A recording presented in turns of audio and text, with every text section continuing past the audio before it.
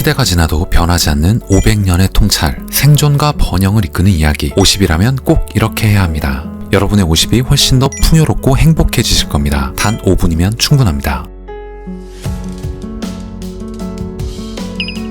안녕하세요, 따독따독입니다. 따독따독은 여러분들의 매일 1%의 성장을 응원합니다. 마키아벨리의 관점으로 지천명의 삶을 승부한다. 50이라면 군주론. 우리가 고전을 읽어야 하는 이유는 500년이 지난 지금에도 충분히 와닿는 것들이 많기 때문입니다. 개인적으로 제가 군주론을 3번 넘게 읽은 이유이기도 합니다. 강한 자가 살아남는 게 아니라 살아남는 자가 강한 것이다. 독일의 시인 베르톨트 브레이트가 쓴 구절입니다. 다윈 진화론의 핵심인 강한 개체가 아니라 변화에 잘 적응하는 개체가 살아남는다. 여기와 일맥상통하는 개념입니다. 생명체의 본능은 생존과 번식입니다. 사회 구성체의 본질도 생존과 확장이 있다는 것이죠. 세상살이의 본질은 변하지 않습니다. 만물은 변하고 시간이 흐를수록 변화는 더욱 빨라집니다. 그러나 시간이 흘러도 변하지 않는 건 있어요. 바로 생존과 확장입니다. 이 목표 함수를 달성하고자 공동체를 만들죠. 리더를 선출하고 추종자를 모으고 경쟁자를 공격합니다. 갈등과 분열도 생기고요. 해소되는 양상이 반복됩니다. 호모사피엔스가 지나온 30만 년, 인류에게 각인된 유전적, 사회적 DNA가 이렇다라는 것이죠.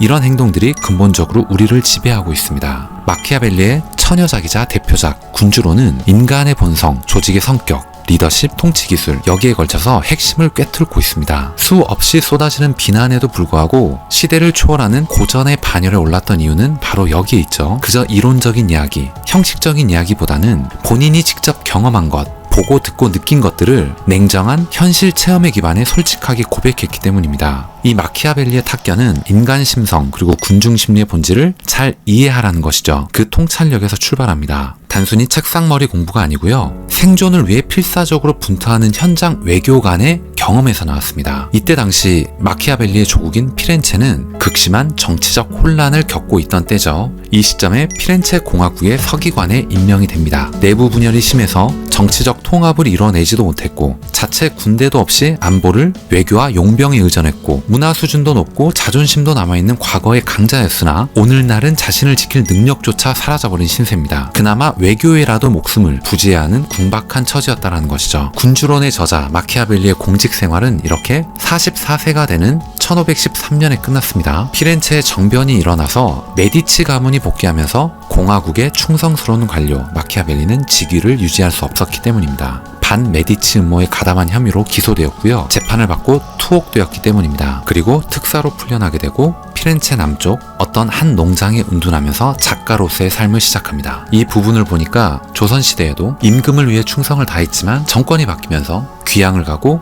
멀리 유배되는 이런 것들이 떠올랐는데 최근에 봤던 영화 중에 하나가 정약용 그리고 정약전의 이야기였습니다. 이들 역시 먼 유배지에서 아주 훌륭한 책들을 써내죠. 마키아벨리는 위선 그리고 가식을 버리고 현실에 존재하는 리더가 가져야 할 힘 그리고 역량에 대해서 용감하게 진실을 이야기합니다. 하지만 진실을 이야기한 자는 비난받기 마련이죠. 특히 감추고 싶은 진실, 불편한 진실은 더욱 그러합니다. 마키아벨리 역시 사망 이후 오랫동안 위대한 이름이 아니고요. 악마의 이름으로 불렸다고 합니다. 심지어 지금까지 그런 이름으로 부르는 사람도 있다라고 해요. 이 군주론은 1513년경에 쓰입니다. 근데 세상을 떠난 후인 1532년에 정식으로 출판이 되었고요. 그 조직적 비난도 당시 정신세계를 지배했던 교회에서 시작이 되었습니다. 기득권 그리고 권력자들은 이런 진실을 싫어합니다. 끊이지 않는 비난 그리고 저주에도 마키아벨리의 군주론이 고전의 반열에 오른 건 다름 아닌 바로 그 진실의 힘이라고 생각합니다. 프랑스의 황제 나폴레옹은 이렇게 얘기를 합니다. 군주론을 탐독하고 직접 방대한 논평을 남겼고요. 이 책은 읽어볼 만한 가치가 있는 유일한 책이다. 인생살이에는 연륜이 쌓여야 이해할 수 있는 부분이 있습니다. 어린 시절에 어찌 보면 자주 듣던 어른들의 말씀이 나이가 들수록 공감되는 이유죠. 마키아벨리도 마찬가지입니다. 그리고 공자가 50세를 지천명이라고 했듯이 이쯤 되면 세상을 보는 나름의 관점이 정립될 겁니다. 마키아벨리의 통찰에 깊이 공감하게 되는 지점입니다. 저 또한 이 책을 읽고 지천명은 아니지만